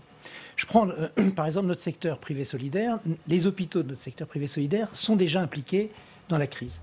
Nous avons également un grand secteur médico-social. Imaginons qu'il y ait dans un établissement pour enfants porteurs de handicap, par exemple, un cas de coronavirus. On nous parle de fermer cet établissement. Ça veut dire qu'il faudra réimpliquer les familles, et les familles pourront peut-être se réimpliquer les aidants, réimpliquer des retraités, et pourquoi pas, mais également les salariés de ces établissements et de ces services qui ne seront plus en activité. Ils pourront peut-être aller dans d'autres services pour les aider, voire à domicile, puisque évidemment, il faut que les personnes restent le plus longtemps à domicile. Mais à domicile, elles auront besoin d'être aidées. Et pourquoi pas penser à des systèmes mais totalement atypiques. Par exemple, on ferme les collèges. Eh bien, écoute, il y a des salariés dans les collèges. Si les collèges sont fermés, pourquoi ces salariés n'iraient pas, volontairement bien évidemment, s'impliquer en tant que citoyens dans d'autres activités? Donc vous comptez sur la solidarité citoyenne si toutefois ça arrive. Ce qui ne réglera pas le problème de l'intubation de malades qui sont gravissimes avec des détresses respiratoires, où là c'est un problème purement de place de réanimation et de matériel de réanimation et de compétences de réanimation. Quand vous me parlez de médecins retraités, etc., non, ce sont les anesthésistes réanimateurs et les réanimateurs médicaux qui savent intuber un malade. On peut l'apprendre à quelques autres médecins et puis après il faut ventiler le malade. Ce sont des techniques très particulière. Il y a des bonnes volontés, oui, mais des bonnes volontés qui savent faire. Je suis entièrement d'accord avec vous. Parce que la majorité de la crise, elle se fera à domicile. Et elle se fera sur le terrain. Et la crise la plus aiguë, mais heureusement la plus minoritaire, ça se compte quand même en bon nombre de personnes, je ne néglige pas, elle nécessitera effectivement ça. Et effectivement, il peut y avoir un sujet. Thierry Amrou. Impliquer les retraités, fussent-ils médecins retraités, fussent-ils médecins retraités, ça veut dire que vous envoyez des cibles vivantes. Parce qu'il n'y a pas de masque FFP2, c'est par définition les personnes les plus fragiles parce qu'ils ont plus de 60 ans. Beaucoup ont des pathologies chroniques, donc c'est complètement aberrant. Les leçons à tirer, c'est qu'il faut redonner des moyens aux hôpitaux, parce que quand même, la France merveilleuse que vous décrivez, elle a fermé 20% de ses lits en 20 ans. Moi, je travaille à la PHP, on a supprimé 3500 postes en 4 ans. Donc si aujourd'hui, on n'arrive pas à faire face au quotidien, c'est parce que les gouvernements successifs nous ont coupé les vivres progressivement. Donc, et là, ça leur éclate à la figure, quoi. Tout à fait. Ça, c'est le premier point. Deuxième leçon à tirer, c'est par rapport aux médicaments qui, aujourd'hui, sont fabriqués en Chine et en Inde. Et on voit la rupture se constituer progressivement, parce que, selon les médicaments, on a 3 à 4 mois d'avance. Depuis un mois, il n'y a plus rien qui sort des usines d'Inde parce que les principes actifs viennent de Chine. Et le jour où le coronavirus va atteindre l'Inde, ça veut dire qu'on va en prendre quelques mois en plus. Donc on voit qu'il faut de nouveau fabriquer les médicaments en France, comme on le faisait avant, de façon à avoir une autonomie. On voit les limites de la mondialisation. C'est très clairement, on est fragile désormais face à une crise sanitaire, et on sait que des crises sanitaires, il va y en avoir de plus en plus de virus nouveaux. Donc il faut s'adapter et donc démondialiser pour reconstituer dans chaque État la possibilité de faire face avec des... Alors là, on parle d'enseignement qu'on tirera peut-être après. Oui. Là, dans l'urgence, quand on voit le cas italien, est-ce qu'on peut être inquiet, Jean-Pierre Thierry? Oui, bien sûr. Oui, enfin inquiet, oui. Encore une fois, les Italiens prennent une partie des mesures qui sont nécessaires et indispensables. Nous, ça nous paraît un peu très particulier, où on pense qu'ils ont un système différent d'une autre. C'est le même virus, c'est la même structure de population, ils ont le même pourcentage de personnes âgées. Globalement, il va nous arriver exactement la même chose qu'en Italie. Donc très vite, il faut reprogrammer les interventions chirurgicales qui peuvent l'être, vider, faire sortir des patients un peu avant si on le peut, pour utiliser par exemple les respirateurs qui sont en bloc. Et ensuite, cette histoire de tri, vous l'avez dit, elle peut être absolument dramatique, mais ça a été dit par M. Kierzek aussi, la réanimation, ça ne sert pas qu'aux malades du coronavirus. Donc ce qui va devenir, dans les jours qui viennent, extrêmement important, c'est de prendre l'ensemble des mesures qui permettront de lisser l'impact dans le temps. Parce que vous comprenez qu'en fonction de la capacité du lit, du nombre de respirateurs, si toutes les personnes qui ne sont pas nombreuses en pourcentage, mais qui seront sans doute plusieurs dizaines de milliers, peut-être même plus, arrivent, selon les hypothèses, arrivent en même temps en un mois, ce ne sera pas du tout les mêmes conséquences que si on a lissé, s'ils arrivent sur 3-4 mois. Et la question commence à se poser en France. Éric Côme, chef du service infectiologie à la Pitié-Salpêtrière, dans l'Obs, il pose cette question. Si les hôpitaux n'arrivent pas à faire face, quels patients seront prioritaires en réanimation, demande-t-il? Mais c'est déjà, alors Éric Côme qui n'est pas réanimateur mais infectiologue, mais moi qui suis urgentiste en SAMU, anesthésiste, réanimateur, c'est une décision que tous les jours on se pose. Est-ce que je réanime ou est-ce que je réanime pas? C'est pas une question qui va se poser plus fréquemment avec ce coronavirus? Bien sûr, et puis surtout on risque de descendre les critères, mais on voit bien qu'actuellement, vous avez, y compris sur le territoire, là on est en métropole, mais les dom-toms, quand j'étais à La Réunion, vous avez un nombre contingenté de lits de réanimation, vous allez choisir entre le patient qui a le plus de chances de survie versus celui qui a le moins de chances de survie. Donc les choix, alors entre 40 et 60 ans, le collègue italien, c'est vrai que ça paraît un choix assez fou, quoi, parce que c'est jeune à 60 ans, bien sûr, mais le choix qui est au quotidien, c'est quelqu'un qui a 85 ans, 90 ans, c'est clair qu'il n'est pas dans les critères réanimatoires et qu'on met cette pression de sélection de plus en plus sur les médecins réanimateurs que nous sommes ou sur les équipes pour pouvoir leur dire faites ce choix-là, et le politique ferme les yeux depuis un certain nombre d'années et nous on est en train de dire on est en train de couler tranquillement, et ça dans l'indifférence générale, parce que quand je vous reprenais les chiffres de grippe, parce que là on parle de centaines de morts aussi avec la grippe, 10 000 morts par an, 160, en plein pic épidémique de grippe, c'est 170 morts par jour. Vous imaginez le comptage tous les soirs de Jérôme Salomon en disant on est à 150, 170, 180 morts, etc. Parmi ces 170 morts de la grippe par jour en plein pic épidémique, il y en a probablement qui meurent parce qu'ils n'ont pas de place en réanimation. Sauf que c'est nous qui faisons ce choix-là. Là, finalement, ça va être aux politiques maintenant d'assumer ce choix-là. Et c'est complètement ouvert et public. Merci en tout cas à tous les quatre d'avoir participé à ce grand débat. La suite d'ALPL, c'est l'entretien de la semaine. Nous recevons ce soir Ludivine Bantini. Elle est historienne, spécialiste des révolutions. On va aborder avec elle plusieurs sujets, et notamment la participation aux élections municipales qui approchent à grands pas. Pour le moment, les sondeurs nous annoncent une abstention forte, et pas seulement à cause du coronavirus. À chaque scrutin, cette démobilisation citoyenne apparaît et inquiète. On va analyser cela avec elle juste après le rappel des chiffres. C'est avec Pierre-Henri Holderbom. J'ai parlé tout à l'heure de la vie économique, de la vie sociale. La vie démocratique est importante. Il n'y a aucun argument aujourd'hui qui nous est opposé par les experts de santé publique pour suspendre ou repousser les élections municipales. Face au coronavirus, certains électeurs, comme les personnes âgées, pourraient ne pas se rendre dans les bureaux de vote ce dimanche. Un record d'abstention qui risque de battre celle des élections municipales de 2014. Seulement 63,55% des électeurs s'étaient déplacés, soit 3 fois moins qu'en 2008. Pour ce politologue, la baisse de fréquentation dans les urnes est due à une seule raison. La hausse de l'abstention n'est pas si impressionnante aux municipales, notamment si on compare ça, par exemple, aux élections régionales. Toutes les élections politiques, y compris d'ailleurs la présidentielle et législative, surtout les législatives, mais il y a le quinquennat, ont conduit à une forme de désenchantement de l'élection qui a amené une hausse de l'abstention. À 6 jours du premier tour, le sondage IFOP annonce que 28% sont susceptibles de ne pas se rendre dans un bureau de vote à cause d'un risque de transmission du virus, soit 3 Français sur 10, ce qui pourrait impacter en plus l'abstention aux élections. Les personnes qui comptaient le plus aller voter malgré le coronavirus, c'était les personnes âgées, alors que ceux qui apparaissaient peut-être le plus inquiets, paradoxalement, c'était plutôt les jeunes. Donc si jamais les deux s'équilibrent, on n'aura pas de révolution électorale. Toutefois, ça pose une question, et en effet, on ne peut pas exclure une influence importante en termes de résultats de ce virus, tant sur la participation que sur les résultats finis. Quant à 3 Français sur 4, soit 71%, eux se disent pas ou peu inquiets de se rendre dans un bureau de vote. Verdict ce dimanche.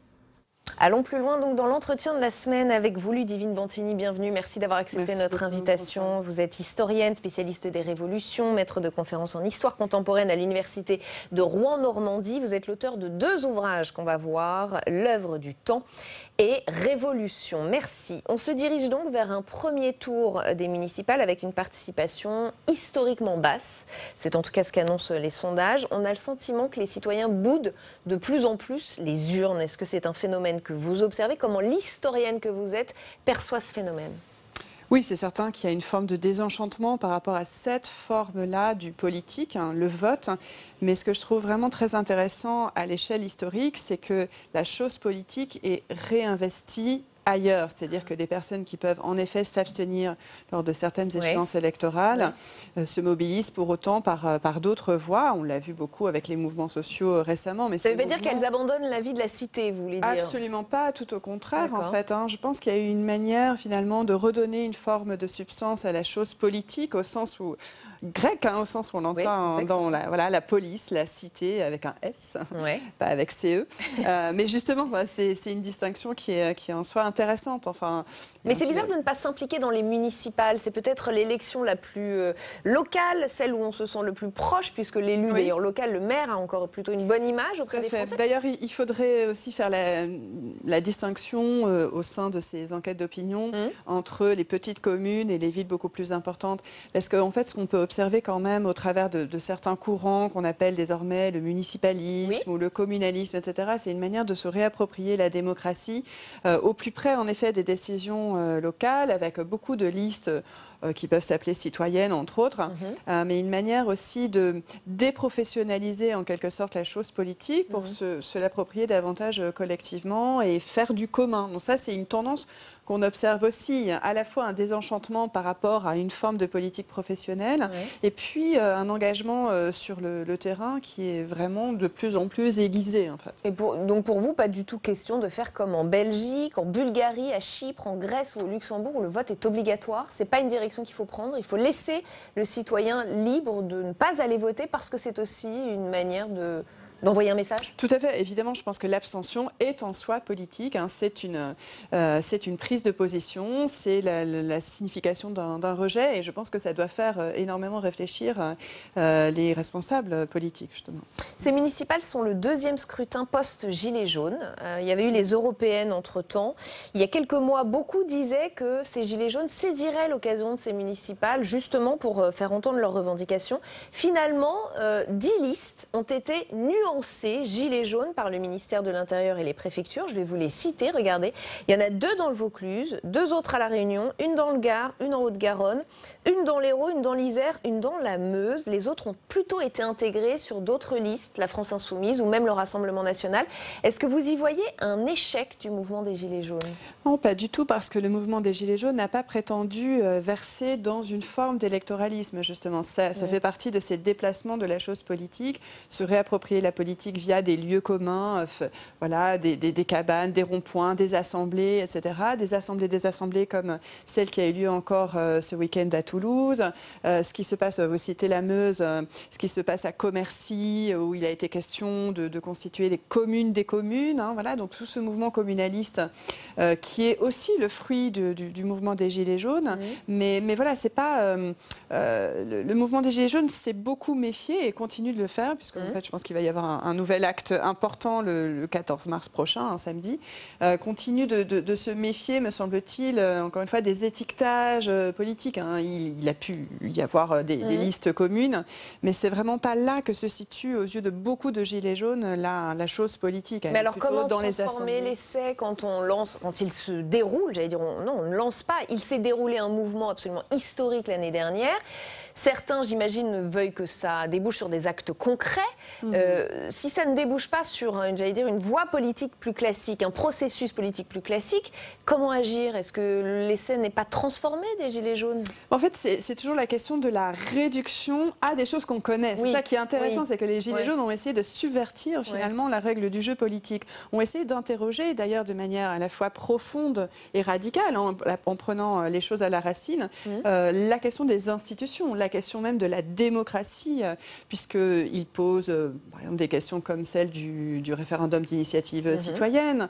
Il pose la question des institutions même de la Ve République, que beaucoup soit critiquent, soit contestent, soit vraiment remettent en cause de manière radicale en disant que voilà, il y a une concentration des pouvoirs entre les mains d'un seul homme et que finalement c'est un régime qui est une forme de monarchie présidentielle, dans une certaine mesure, aux yeux de certains gilets jaunes. Donc en fait, ce que les gilets jaunes cherchent à faire, encore une fois, c'est de décaler ce rapport aux politiques. Donc c'est pas étonnant qu'il n'y ait pas d'investissement dans une voie électorale assez classique. Mais existent-ils encore alors? Peuvent-ils encore exister s'ils ne sont pas... Vous voyez bien, aujourd'hui, on parle de la campagne pour les municipales, on parle de Rachida Dati, d'Agnès Buzyn, d'Anne Hidalgo, pour ne parler que de Paris, mais on parle d'autres candidats, de Gérard Collomb. Ils n'existent plus, les Gilets jaunes, dans le discours médiatique. Alors je ne dis pas qu'ils n'existent plus dans la réalité, bien sûr, mais il y a un moment où pour faire bouger les choses, il faut aussi faire parler de soi. Or, ils sont noyés dans d'autres listes. Oui, alors de toute façon, là, c'est un choix médiatique, comme vous le soulignez à juste titre. C'est-à-dire qu'il y a d'un côté la réalité sociale et politique de l'existence de certains mouvements, et puis de l'autre, le traitement médiatique, qui est vraiment à géométrie variable. Et donc, je pense qu'il y a aussi une forme de résistance à l'égard de cette injonction médiatique à exister d'une certaine manière ou d'une autre, celle qu'on connaît en général. De toute façon, là, noyés, comme vous le dites, et c'est vrai. En tout cas, dans des listes, la France Insoumise, d'ailleurs, dans des processus classiques, ils se sont mis dans des listes d'autres responsables politiques qui ont choisi un chemin classique. C'est vrai, mais en fait, ça représente une minorité finalement de gilets jaunes qui se sont investis dans des listes.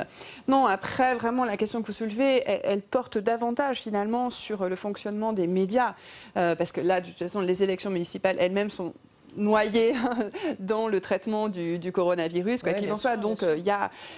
et ça, c'est assez significatif, me semble-t-il. Ils ont les réseaux sociaux. Oui, mais sur les réseaux sociaux, ils sont toujours très mobilisés. Par exemple, ils et elles ont participé pour une partie d'entre eux à cette assemblée des assemblées, donc en continuant à poser justement la question d'une élaboration collective, d'une argumentation politique, qui en fait soulève des enjeux qui, encore une fois, sont profonds en termes de démocratie réelle, en termes de justice sociale, en termes de justice fiscale. Donc tout ça continue de s'approfondir, sauf que évidemment les caméras ne sont pas forcément braquées sur l'Assemblée des Assemblées à Toulouse ou sur la manifestation qui aura lieu le 14 mars, qui va d'ailleurs se coupler à la marche contre les violences policières. Donc la question va être en effet celle du traitement médiatique, même si aux yeux des Gilets jaunes, ce n'est pas non plus la question primordiale, parce que beaucoup se sont méfiés dès le départ. On a vu la critique à l'égard notamment de BFM TV, on voyait ressortir et ressurgir les affiches des ateliers populaires des Beaux-Arts en 68, où on voyait presse ne pas avaler. Donc on a vu ces affiches remises à l'ordre du jour, BFM TV ne pas avaler. Cette méfiance-là, évidemment, elle s'est manifestée dans tous les sens du terme, d'ailleurs parfois devant le siège de certaines chaînes d'information continue. Notamment. Méfiance vis-à-vis des médias et puis méfiance vis-à-vis des élus, qui est en tout cas toujours aussi forte. C'est ce que montre le baromètre annuel du Cevipof. On va regarder à nouveau quelques chiffres. On en a déjà pas mal parlé la semaine dernière sur Public Sénat, mais je vous les rappelle, ces chiffres. 27% des Français interrogés ont confiance dans leur gouvernement. Et oui, c'est peu, contre plus de 40% en Grande-Bretagne et en Allemagne. 64% jugent que la démocratie fonctionne mal. Alors avant de vous demander ce que vous en pensez, on va demander à Roger Karoutchi ce qu'il en pense, puisque le sénateur LR est en salle des conférences avec Fanny Conqui. Il va nous livrer son analyse et il aura une question, une remarque pour vous à la suite de son analyse. Merci. Roger Karoutchi, selon une récente enquête du Cevipof, les résultats montrent qu'il y a toujours autant de défiance envers les politiques. Il y a même 2/3 des personnes interrogées qui considèrent que la démocratie ne fonctionne pas bien en France. Est-ce que ces résultats vous étonnent, tout d'abord? Non, d'abord parce qu'en partie, ils ont raison. La démocratie ne fonctionne pas bien. On n'a pas fait de choix réel entre valoriser la démocratie représentative ou mettre en place une vraie démocratie participative. Et tant qu'on ne fait pas ce choix, par définition, tout ça n'est pas clair. Moi, je suis favorable à la démocratie représentative, encore faut-il lui donner le pouvoir. Et on voit bien, et les gens le savent, et les gens le sentent, que le président de la République a tous les pouvoirs, que le gouvernement a l'essentiel des pouvoirs, et que le Parlement en a de moins en moins. Donc si on veut faire en sorte que les gens se disent nos députés, nos sénateurs pèsent dans notre quotidien, encore faut-il leur donner plus de pouvoir pour qu'ils soient réellement les défenseurs du quotidien des Français. Donc oui, c'est vrai que la démocratie ne fonctionne pas bien. Maintenant, si je reprends, parce que des études sur les partis politiques, sur les politiques qui sont détestés ou en tout cas... Oui, là par exemple, 80% pensent que les élus ne se préoccupent pas de ce que pensent les gens. Oui, mais la vérité, c'est que bien entendu que oui, les élus se préoccupent, sauf que comme ils n'obtiennent pas, parce que le pouvoir centralisé est excessif, comme ils n'obtiennent pas ce que les gens souhaitent souvent, les gens se disent ça ne sert à rien, le Sénat ne sert à rien, le Parlement ne sert à rien, le débat ne sert à rien, et donc à partir de là, on a un vrai malaise. Mais ce malaise ne peut être modifié que s'il y a un rééquilibrage des pouvoirs. Pour vous, il n'y a pas une attitude des élus, des politiques qui devrait peut-être évoluer? Oui, mais on dit ça depuis 25 ans. Depuis 25 ans. Et en 2017, pardon de vous dire, c'est ce sur quoi a joué Emmanuel Macron avec En Marche, en disant mettez dehors les sortants, les partis politiques classiques, soit le PS ou l'UMP, enfin les Républicains à l'époque, et vous allez voir ce que vous allez voir. Maintenant, le président est là, En Marche est là, et tout le monde nous dit c'est pas tenable, des amateurs, regardez où nous ont conduits, la France va très mal, etc. Donc on se dit, quand vous écartez les politiques classiques, si je puis dire, pour avoir d'autres, les autres déçoivent tellement vite que finalement, on ne s'en sort plus. Ça veut dire quoi? Ça veut dire que ce n'est pas un parti ou une formation politique qui est discréditée. C'est un système tout entier qui est à revoir, qui est à régénérer. Il nous faut, j'allais dire, il nous faut un De Gaulle pour remettre un peu à la mode la Constitution. Alors Roger Carucci, vous le savez, Ludivine Bantigny est en plateau avec Rebecca Fitoussi. Je vous propose de regarder la caméra et donc de lui poser votre question. Mais ma question sera simple, madame. Vous avez beaucoup réfléchi à tous les sujets de société, à tous les sujets qui sont les sujets qui préoccupent les Français en réalité. Est-ce que vous pensez réellement qu'aujourd'hui, une société, un peuple français en l'occurrence, peut se passer du politique et comment ? Quelle question, quelle question. Avec une analyse assez fine, on peut le dire, de Roger Carucci. Oui. Alors peut-être pour commencer à répondre à la question si essentielle, en effet, qu'il soulève, c'est en lien avec la discussion que nous avions tout à l'heure, à savoir que la définition du politique n'est pas toujours circonscrite aux institutions, au vote, aux élections, au pouvoir en fait. La politique, ce n'est pas qu'un exercice du pouvoir. La politique, c'est d'abord et avant tout l'idée de faire cité, donc faire commun, réfléchir à ce qui est le bien commun. Et ce que je trouve vraiment passionnant dans la période historique que nous vivons, qui est à la fois rude, qui est parfois désespérante, mais qui à certains égards est aussi enthousiasmante, c'est que beaucoup de gens, et notamment dans des générations plus jeunes, essaient de se réapproprier cette réflexion, y compris en occupant des lieux. Voilà, je pense que par exemple, ce qui se fait dans les zones à défendre, les ZAD, c'est toute une réflexion justement sur un espace commun, sur la manière dont on veut y vivre. C'est une forme politique, mais illégale, pardon, qui va à l'encontre de la loi. Il faut aussi des lois dans un pays, j'imagine.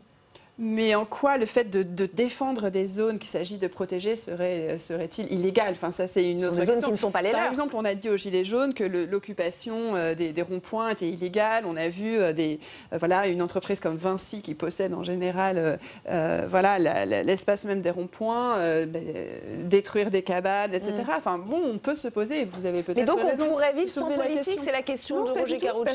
Parce que enfin, sans cette forme classique, je n'ai pas la même conception, la même vision du politique. Pour moi, c'est trop réducteur de considérer que la politique serait exercée par les professionnels de la chose politique, par celles et ceux qui sont élus avec, justement, lui-même le reconnaissait, avec une légitimité qui est de plus en plus écornée. Là où le discours de Roger Carucci me semble un peu contradictoire, c'est que d'un côté, il évoque justement quelque chose d'assez structurel dans les institutions de la Ve République, à savoir un Parlement qui est peu entendu, qui est peu respecté, et dès lors une démocratie représentative qui est elle-même abîmée, et ce dont les gens ont énormément conscience. Et de l'autre, l'appel un peu à l'homme providentiel, à un nouveau De Gaulle qui régénérerait les institutions, alors que c'est précisément le général De Gaulle qui les a conçues comme telles, qui les a conçues comme ce qu'on disait à l'époque de De Gaulle, voilà, les parlementaires un peu godillots. Il a présidentialisé le régime. Bien sûr, c'est la raison pour laquelle tout à l'heure j'évoquais cette formule de monarchie présidentielle qu'on évoquait déjà au moment du général De Gaulle. Et beaucoup s'étaient d'ailleurs opposés aux institutions de la Ve République, on s'en souvient assez mal, mais entre mai et septembre 1958. Ça, c'est la première chose. C'est vrai qu'elle est structurelle sur les institutions même de la Ve République, et c'est en tout cas intéressant d'un point de vue historique, encore une fois, au bout de plus de 60 ans de constitution de la Ve République, qu'aujourd'hui, ces questions-là soient posées frontalement. Au fond, elles ont un caractère historique, elles sont historiquement déterminées, mais ça veut dire qu'en soi, elles n'existent pas de tout temps, elles n'existeraient pas de tout temps. Et donc, ce sont des questions légitimes en elles-mêmes. Et puis, quelque chose d'un peu plus conjoncturel lié à la situation d'En Marche et de ce président de la République, c'est qu'il a été mal élu. Et donc, en fait, pour revenir à l'échange qu'on avait sur le fait que, voilà, il y a de plus en plus d'enquêtés dans les sondages estiment qu'il y a de moins en moins de confiance à l'égard des élus. C'est aussi que voilà, un président de la République qui est élu avec un pourcentage aussi faible et dans une qui tente un peu d'enjamber les parlementaires. C'est aussi le ressenti des parlementaires. Oui, de surcroît. Mais avant toute chose, en fait, dans une configuration où beaucoup ont voté pour Emmanuel Macron par défaut, qu'il s'agisse d'ailleurs du premier tour, mais plus encore, on le sait bien, du deuxième tour. Et ce qui est frappant, c'est que cette absence de légitimité telle qu'on peut l'imaginer quand même dans ce système politique, n'est pas véritablement prise en considération par le pouvoir en place. C'est-à-dire qu'en fait, il avance dans des mesures que beaucoup jugent extrêmement brutales. Il n'y a qu'à juger du nombre de personnes qui sont dans la rue, qui sont en grève, qui sont comme les hospitaliers dans un mouvement perpétuel. Vous l'évoquiez tout à l'heure déjà dans la première partie de l'émission, à propos des urgentistes, à propos des personnels hospitaliers de manière générale. L'un des autres chiffres spectaculaires de l'étude de Cevipof dont je parlais tout à l'heure, c'est la chute de confiance en la police. On est passé de 80% en 2015 à 66%, ce qui nous amène à nous interroger sur ce qui s'est passé samedi soir à Paris. Une marche féministe à la veille de la Journée internationale des droits des femmes. Les manifestants ont, semble-t-il, refusé de se disperser lorsque les forces de l'ordre le leur ont demandé. Ensuite, les mêmes manifestants auraient tenté de lancer une autre marche non autorisée, ce qui a donné lieu, vous le voyez, à des images très violentes, un usage de la force qui fait aujourd'hui en tout cas polémique, des images de répression et jugées totalement disproportionnées. Il se trouve que Marlène Schiappa a évidemment été interrogée sur cette question. Elle a plutôt vite réagi. Elle se dit choquée, mais il y a un mais. Écoutez. Le ministre de l'Intérieur a demandé un rapport et dans ce rapport, il est indiqué que manifestement le tracé de la manifestation n'aurait pas été respecté d'après ce rapport et que par les manifestants. C'est ce qui est dit dans ce rapport et que ça aurait occasionné les faits que l'on voit là sur les vidéos. Ludivine Bantini, il vous gêne ce mais? Il vous gêne beaucoup ce mais? Mais oui, il me gêne énormément. D'abord parce que en fait, ce rassemblement, il était parfaitement autorisé, il était parfaitement pacifique. Heureusement qu'on a énormément de vidéos tournées par des reporters sur place, des reporters indépendants, mais aussi tout simplement par les manifestantes. Et j'insiste d'ailleurs sur le manifestante, puisqu'il se trouve que c'était un rassemblement et une manifestation non mixte. C'était un rassemblement de femmes qui veulent montrer chaque année, autour du 8 mars, qu'on peut aussi prendre la rue en tant que femme, y compris le soir, y compris la nuit, parce qu'on sait que c'est dangereux de toute façon, de manière générale. Donc de collectivement, justement, insister sur cette dimension qu'ensemble, on peut faire la démonstration qu'on s'assure des espaces de sécurité contre les violences faites aux femmes. Et en fait, le retournement symbolique était quand même terrible, parce qu'il s'agit bel et bien, en effet, de violences policières. On a vu des femmes matraquées, on a vu des coups portés sur des femmes déjà à terre, on a vu des femmes poussées dans les escaliers du métro, en particulier ce grand escalier du métro République sur la place de la République à Paris. On a vu les NAS, on a vu l'usage de gaz lacrymogène. Donc tout ça, ce sont bel et bien des violences policières qu'il faut dénoncer comme telles. Et je comprends mal qu'une ministre comme Marlène Schiappa, qui dit défendre le droit des femmes, ne commence pas par être extrêmement claire et sans aucun compromis possible sur la condamnation de ces violences policières. Je pense qu'il faut arrêter d'utiliser des euphémismes, parce qu'à un moment, les euphémismes se rendent complices en fait, de ces violences. Je trouve aussi intéressant dans la période, c'est que, y compris du point de vue médiatique, la manière de nommer les violences policières est assez nouvelle. C'est dû à la fois au travail mené par un certain nombre de journalistes indépendants. On connaît le travail de David Dufresne et de son équipe qui, autour d'Allo Place Beauvau, a fait un nombre de signalements absolument considérable depuis le début du mouvement des Gilets jaunes en novembre 2018. Mais il y a aussi beaucoup de reporters indépendants. Il y a beaucoup de collectifs qui, de longue date, dénoncent cet enjeu-là des violences policières, demandent l'interdiction des armes qui sont potentiellement létales, demandent aussi l'interdiction des techniques d'immobilisation meurtrière. Enfin, voilà, je pense qu'on est dans un contexte qui est important sur la dénonciation de ce type de violence et aussi sur la question des responsabilités, parce qu'évidemment, les policiers ne sont pas les seuls à porter cette responsabilité. Et juste pour donner leur version, puisque la préfecture de police de Paris a publié un communiqué, elle dénonce de son côté une ambiance hostile aux forces de l'ordre, je le dis aussi pour informer nos téléspectateurs. Elle ajoute qu'à aucun moment les organisateurs responsables de la manifestation ne sont entrés en contact avec les représentants des forces de l'ordre présents sur place, malgré, je cite toujours le communiqué, de nombreux appels téléphoniques. Il nous reste une minute. Ça me paraît tellement disproportionné, en fait, ce type d'argumentaire. C'est vraiment une manière de contourner la réalité du problème. Enfin, c'est-à-dire que là, on a vu des femmes frappées, des femmes matraquées, des femmes auxquelles on a projeté du gaz lacrymogène, etc., des femmes violentées. Un jour symbolique de lutte pour les droits des femmes et contre les violences faites aux femmes. Donc je pense que tous les arguments, la manifestation a été déclarée, il suffit de voir toutes ces vidéos, elles sont pacifistes, on a le droit d'exprimer, comme elles l'ont fait, une hostilité. Une hostilité à l'égard des forces de l'ordre.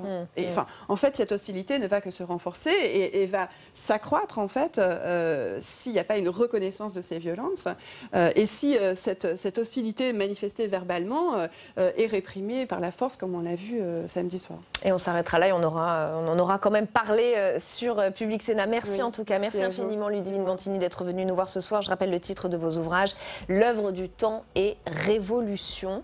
Nous, on se retrouve demain à 17h30 pour un nouveau numéro d'ALPL. La suite sur Public Sénat, c'est Audition publique. L'invité ce soir, Patrick Mignola, président du groupe Modem à l'Assemblée nationale. Demain, votre rendez-vous quotidien, c'est Bonjour chez vous, avec demain Alexandre Poussard-Romanette. Son invité politique, Éric Woerth, président de la Commission des finances de l'Assemblée, député LR de l'Oise. Très très bonne soirée sur Public Sénat.